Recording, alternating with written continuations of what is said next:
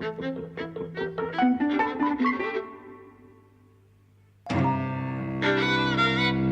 and welcome to Eavesdropping at the Movies. I'm Mike. And I'm José. And it's our anniversary. Oh, it is! Yes. our first podcast, I'd forgotten. Our first podcast came out about this time last year, I think. So happy birthday. Yes, kind of. Your mom just told me how rubbish she thinks we are and how we were completely wrong about Mamma Mia and how you know nothing about Cher and how all her girlfriends said so.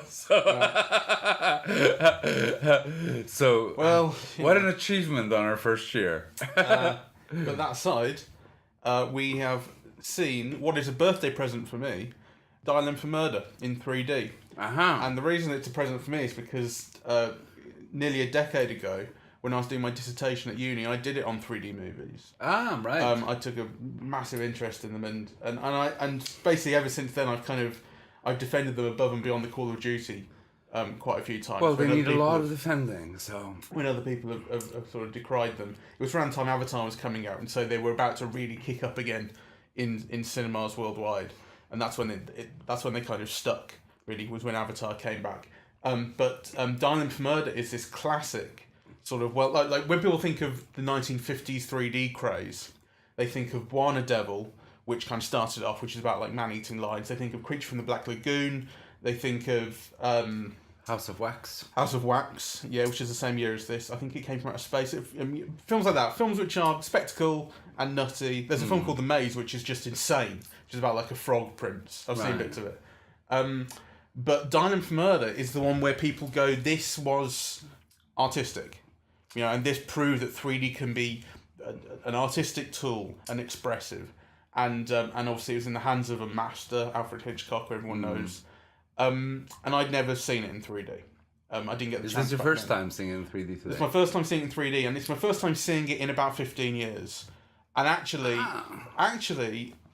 I was surprised that it was in colour. And I think the reason for that is that the only thing I remember about Dial M for Murder in any detail is the photo that he shows with Alfred Hitchcock in the corner. Uh-huh. And that's a black and white photo. And I think I just kind of took that and went, well, the whole film's black and white. Which of course it's not, it's in colour. Okay. I want to read you something that So I think, first of all, I must say that for some reason, my 3D glasses weren't working today. So I normally don't have any problems with it. Yeah, I used to put on contacts when I went to see 3D movies, but then at Cineworld, it's been so great recently, I haven't had any need for it. And today, for some reason, my glasses weren't working. You seem to have had a Duff pair that just had the same lens, and so they showed you 2D rather than 3D. That's right, and I was too polite to do anything about it. However, when I saw it last year, because the Electrics showed it last year, and I just want to kind of read you what I wrote, because then I'd like you to comment on it. So my view was that the use of 3D was and remains exceptional, that the whole film is about the control of space, control over how things are placed in that living room, and the fear and terror any misplacement of things within that space incurs, as things being out of place could and do lead to death. So Grace Kelly's able to save herself because her scissors aren't where they're supposed to be. And of course the key to the crime, the whole resolution of the mystery, relies on first finding out where they are, then where they're supposed to be, and then realigning where they're supposed to have been in the light of whose they were.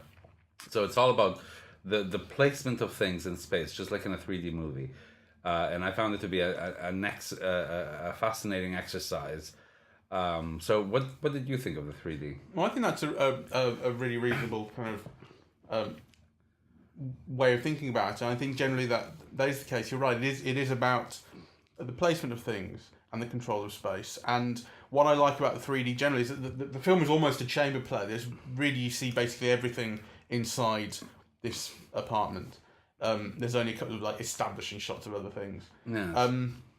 And the use of 3D makes it a really kind of real, solid place where you actually feel the space. And I think, and what brought that home to me is there's a scene quite late on in the film where it's the inspector and Tony talking to each other, and I realised this is almost 2D. And actually, I lifted my glasses up and I saw that the there's very little stereo separation going on there, so that basically what you're watching there is pretty much 2D.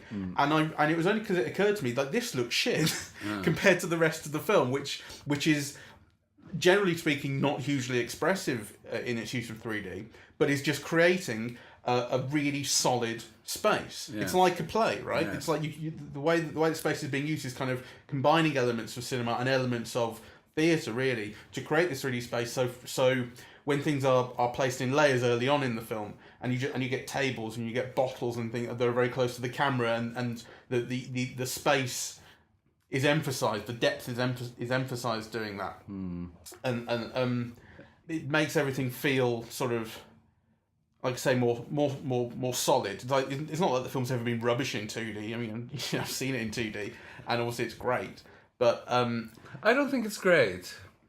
What, the film? Yeah. I think it's really good. I don't. I think it's kind of one of Hitchcock's minor works, actually. It's all set in one room. It's really talky. I think it was a radio play first, and then it was a play, I think. And you can tell its origins, really. So it's like a chamber piece, and what he does with it is kind of, very, very interesting. But I actually think that paradoxically, the most interesting thing about the film, for me, is the use of 3D. I mean, I think as a crime film, I think it's really.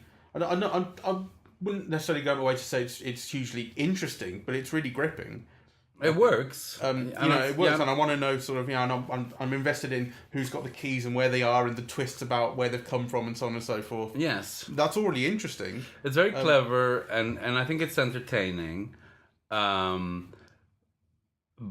it's not dazzling like some of Hitchcock's other work. I mean, it is a minor Hitchcock. With that said, though, the murder scene is fantastic, and it's partly because of how it's been built up. You've built it up with this entire thing of Tony and the murderer character, I forget his name, Tony who's blackmailing him into doing it, because he explains in great detail, you'll do this, then you'll do this, then you'll do this, and this is exactly how the scene will go, and it's shot from that top-down camera angle that shows it like a blueprint. Yes. Because you know exactly how it's supposed to go, the tension is raised, because there's a combination of that with the writer character, Mark, who talks about, he's a murder mystery writer, crime writer, and he writes about how, in theory you can have the perfect murder, but of course something always goes wrong. So you've got the two things playing off each other. This is the perfect murder, something's going to go wrong, and of course it does. The tension in that scene is fantastic when you see what's going to happen, how long it's going to take. When she's on the phone, and he's stood behind her, and he doesn't go for it right away. He's got the sort of scarf in his hand. Yeah, it's very funny. And he doesn't go with it right away, but it's funny because he's hesitating, but also the tension is building up. Is he going to do it, and when's he going to do it? Yes. And of course he does. And then that hand coming out towards the camera, and the 3D is very clearly being used to emphasise that. It doesn't quite come out of the screen, but it is emphasised compared to everything else. Yes. That's coming towards you, and the music coming in at the same time. Yeah, it's. I mean, what can you say? It's just fucking fantastic. It hits you. Yeah, it's very, very clever, and it's got that typical thing of being both suspenseful and also being comic. Yeah, that kind of horror is looked at from a humorous perspective. Yeah, like he tries to put the stocking over her, and then she's got her hand on the phone, so she tries again, and it is played for laughs, even as Yes. The suspense is rising. So all of that is very good. I don't think it's as visually dazzling as Hitchcock's other films. So it's it is very carefully laid out. And of course, the use of 3D is, I think, kind of a phenomenal use of it, because it's used very cleverly. I mean, that example that you gave of, a hand reaching out towards the cinema, that's almost like a stereotypical use of 3D, things kind of emerging from the screen. Whereas I think what he does is more clever. So, if I remember correctly, there's also that Chinese statue, right, and the vase and the phone that are often used stereotypically. So they also kind of demarcate the space in which the action is going to take place, right? Yeah. So it's kind of, he's playing just kind of with objects in the mise en scène as a place where kind of murder and deceit and so on can take place. And I thought that was like really clever. Yeah, I mean I'd say that's not really so much a 3D as blocking and design. I mean that's the idea that you're going to spend your entire time in this space, so the space has got to be interesting, and the way that objects are important. So the phone is important; that's used all the time, and the scissors are important, and the stockings, and various in the handbag, and you kind of. It's like you picture the space in your head by using these markers. Yes. Where these things are as important. You know that the bag is here and the phone's over here and the character's here and he wants to get to the bag and she's over there and is he going to be able to get to it without her seeing and so on and so forth. That's all really important. That's not so much 3D. I thought but weren't those things in 3D? Because I thought the statue at moments was in 3D. Well, I mean, everything's shot in 3D. The whole film is shot in 3D. Okay, so it stood out. I mean, I'm asking because I didn't see it in 3D. Oh, well, I mean, I don't know if they kind of stood out exactly. It's just that the whole film is... the moments that stand out in 3D are those moments where... The moments where depth is emphasised are the moment with the hand, the moments where the key is shown coming from underneath the carpet... in the stair, these things. It's like the use of a close-up. When you cut to a close-up in a film, like it's showing you something important. That's kind of the way it's used here as well. But I think the thing that's also interesting about the 3D is it kind of doesn't look as interesting nowadays because we've got used to much more subtle 3D. Yes. And I think it's interesting in comparison to other films of the time because what other films of the time were doing, like House of Wax and like Bride of the Devil and what have you, were really, really conspicuously showing off the 3D, and things were coming out of the screen quite a lot. And that was this effect, the emergence effect, is this thing that kind of paradoxically sort of makes the image more real by bringing it into your world, but also at the same time destroys itself because you reach out to touch it, and of course you can't. So that's this weird thing, and it's always been associated with that as a gimmick. And which is why I say that when the hand reaches towards the screen in this, I don't think it emerges beyond the bounds of the screen. It's just that it's emphasised beyond everything else that's much more deep into the screen. If you see what I mean. And that's slightly unusual for the time. And that is much more reminiscent of the way that 3D is used today, where people have really got over the emergence effect. What films have started to do in more modern times is they will open up with something that emerges towards the screen, or something that is very conspicuously emphasising depth. Like in Avatar, you get these bubbles at the start that are suspended in space. Every time we see a 3D movie now and you put on the glasses at Cineworld, the credits emphasize yeah, sure. That, but you'll get like a certain shot that does it. So in Avatar, for instance, there's these bubbles that are suspended in space, and they do it. And there's also that golf ball shot where he hits the golf ball and it comes towards the camera. And there are so you get these shots where it's like getting it out of your system. It's a little bit like Hitchcock always used to do with his cameos, doing them early in the film to get it out of the way. So like you do that with the 3D shots, you do it with the cameo, and then that's out of the way, and you can get on with doing something just that you're much more natural, that you're much happier with, which is what 3D tends to do these days. Which is a lot better. I mean, 3D's been used to create these really rich, sort of beautiful worlds that aren't always massively expressive. Like I said, I think there's a general kind of value to the use of 3D in Dial M for Murder, but I don't think it's not like the film's unwatchable without it. But it is of interest because of the way it's used, particularly compared to other films of its time. I think one of my complaints about the film is just how bad I find the cast to be, right? Like, so I think Grace Kelly's so beautiful. And she wears clothes beautifully, and she's very charismatic. But, I think she's very bad, really.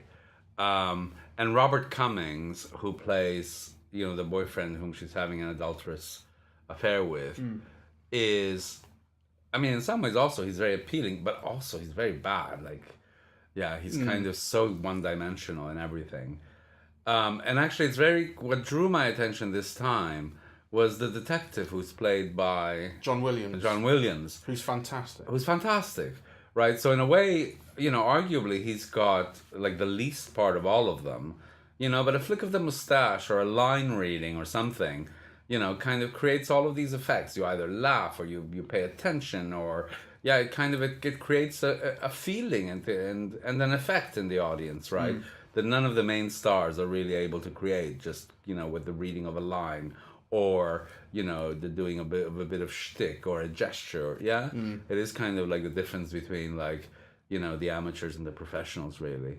And Robert Cummings and Grace Kelly are complete amateurs in comparison to him. And actually, I also think that Ray Milland, who is quite serviceable, is also not very good, really. Yeah, I agree. He's the other one, along with John Williams, who's capable through his character, I think, of getting laughs, because Grace Kelly and Robert Cummings' characters are kind of deeply invested in it. They're in love with each other. Yes. And they're the ones who are kind of on the receiving end of the plot. And particularly Grace Kelly in particular, she there's no room in her character for sort of sarcasm or anything. But you got Ray Milland's character, Tony, who is the one who is in charge of this plot, and so he kind of has this overview, and so he gets laughs when things aren't quite going his way, or when he has to improvise and things. Yeah. He gets laughs out of making stuff up, or something actually being quite bold. For instance, when he's confronted with the case full of money, and he has to explain this to the detective, and you think he's done for. And the way he explains it is he explains it's Mark who said, why don't we tell the detective this? And actually what he's been saying is, let's tell the detective the real story, although he hasn't realised that's the real story. And so when Tony starts explaining this, he does it with this incredibly smug sort of casual throwaway, and then we were going to say that I did this and I did that, and that was right, wasn't it, Mark? So he gets laughs out of that, and then of course the inspector gets laughs out of a certain level of sarcasm and smugness and having seen it all. And there's a really funny line about walking down the street with a handbag, you clot, you'll get arrested, which is one of those reminders of how things have changed. So those two, I think, are... Ray Milland does have his problems. I think that sometimes when he's delivering long bits of dialogue, particularly in that scene with the guy his ex-schoolfriend who's supposed to be... who he's hiring to kill his wife, there are long stretches of that where he has got like a page of dialogue and he loses you, I think. Yeah, but in combination with other actors, I think he's quite good. Yes. Well, I think he's serviceable. I also think that, like Grace Kelly's given lots of opportunities. She's meant to be terrorized. She's meant to be like glamorous. She's meant to be bedazzled. She's meant to be flirty. She's given a lot of opportunities to do a lot of different things, and she fails at pretty much all of them. She's quite blank, isn't she? So, those roles are possibility. Do have possibilities with kind of better actors in them. So, I think kind of, to me, the film is an exercise, and it kind of it ranks very low in my list of like favorite Hitchcock films, really.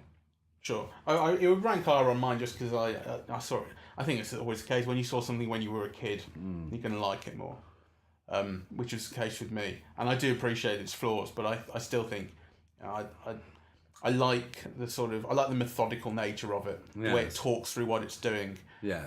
The way things are built very, very slowly in it, and so you get this murder, and then the way things develop after it, you kind of think at some point even when Mark is saying to Tony, I've worked out a way that this murder could have been done, which is, unbeknownst to him, the way it was actually supposed to happen. You kind of think maybe Tony is going to start killing him. You think he's going to kill him to protect it because he's got to me. That's what I thought anyway. It's a long time since I've seen it. I didn't remember the end. And then actually when it gets to the end, I really like that. I like how English the end is. It just sort of says, well, you got me, chaps. Drink. Yeah. Yes. Which is lovely. Like, that wouldn't happen in American cinema. But this is an American film. Well, it's an American film. It wouldn't happen in an American story, rather. Yeah, well, fuck you, and he'd start shooting. I don't know. I mean, it's kind of, that response of yours is interesting. He's a tennis player. It's very much like if you get beaten in tennis, you still have to shake your opponent's hand and shake the umpire, and that's exactly what he does at the end. He says, "You got me, boys." I have problems with that whole characterization because, Ray Milland is meant to be like, an ex-tennis player, kind of somebody athletic and horny and, kind of ambitious and rather sleazy, and he's kind of after all killing his wife for money, and he doesn't convey any of that, So, was killing for revenge, isn't he? Really, or was it both? For going off with the guy. Well, my understanding is, his wife is now having a love affair with somebody else. She might leave him, and if she leaves him, she leaves with her money. There's no like women paying alimony in 1954 to their husbands. So it's the both, I think. And his high earning years, he tells us, are over, right? Yeah. So he's an old. No. The point. The point is certainly made that he doesn't have money anymore. That's right. So I don't know. And then you think, well, what is the film about, really? And, what are its themes and how are they worked out?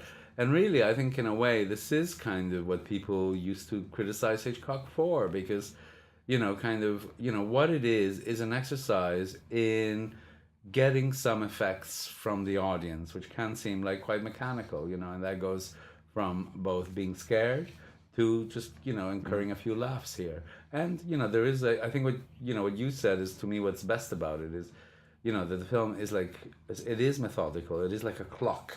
Everything works and everything is in its place, right? And you see the mechanisms, and actually there's a respect for the audience in doing that. I agree. That's a really good point. Because there's kind of like a care and a professionalism in the building of this mechanism. And actually films that are this dialogue heavy have the capability of being extremely boring, and losing you. And I don't think that's the case with this. Even though, like I said, there are parts, particularly with Ray Milland, where he doesn't get his monologues quite. He doesn't deliver them as well as he could. Nonetheless, like the way that scenes develop, the way that scene develops between him and the purported murderer, and the way that scenes develop later on, where he's having to improvise and people are trying to work things out and so on and so forth, is all really interesting. And the time that it takes to go through to ask all these questions and to deliver all these scenes of dialogue, I think they're all really, really good. Basically, I'm interested in every part of the film. There's not a part that loses me. Apart from maybe right at the start, where they're going on and on about how much the two characters are in love, Mark and Grace Kelly. But then that doesn't last too long, because you get into the stuff about the letter and the blackmail. It's a slight work, though. Kind of, let's turn around. It was great fun to watch. The audience. I mean, I had fake. I had glasses that didn't work, so actually today I couldn't even see the 3D. So I was really watching it as a 2D film. But kind of the audience was with it all the way. Kind of people laughed at all the right places. Kind of people were excited at all the right places. And it's quite amazing for a film that's now almost 70 years old. What's 1953? So 53 to it's what? 65 years, right? And that still works, like clockwork, right? In terms of kind of, eliciting audience reaction. So, I think it's kind of no mean feat, really. Yeah, and I think it's a subtle thing, but I don't think anyone in the film. You can't tell exactly, but it didn't feel like anyone who was there was watching it like ironically, or watching it with a distance, or watching it as a historical artifact. Like you're watching it in 3D because that's the kind of the slightly novel thing about it, and that's what makes it, beyond other Hitchcock films, unique. But everyone there was watching it because they were watching a good movie.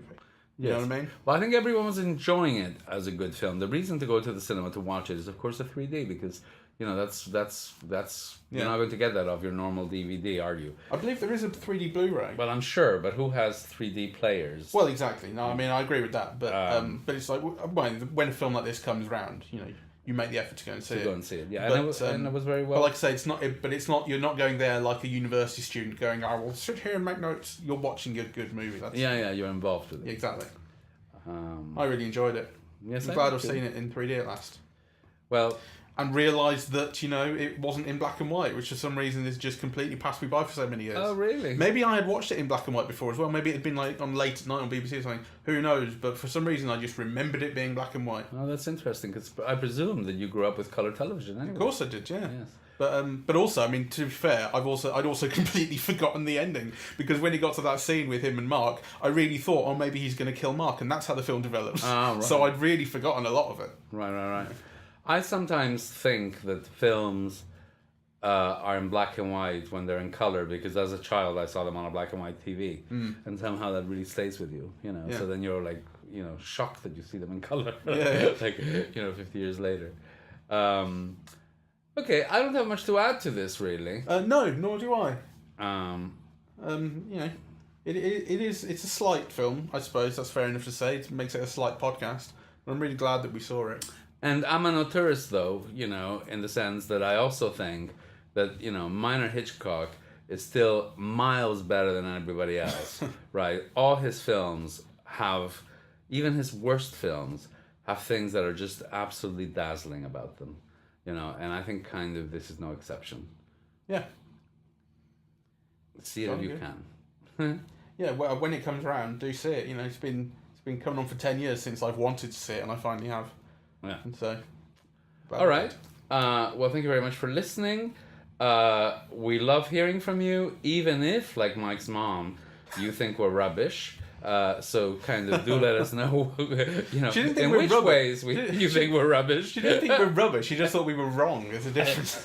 Yes. So, yes, the podcast was rubbish and we were wrong about Mamma Mia and particularly about Cher.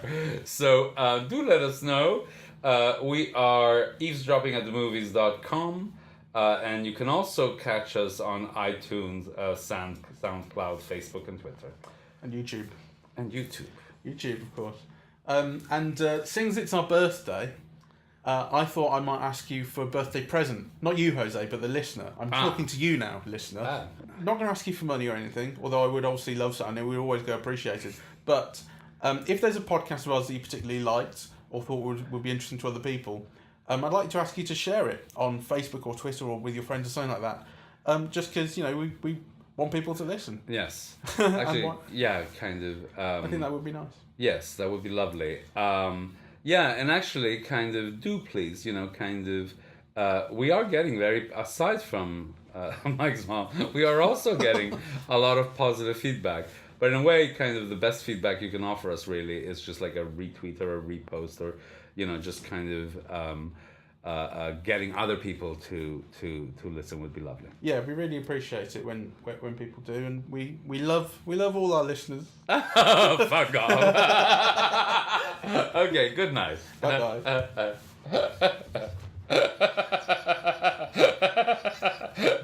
That's really begging.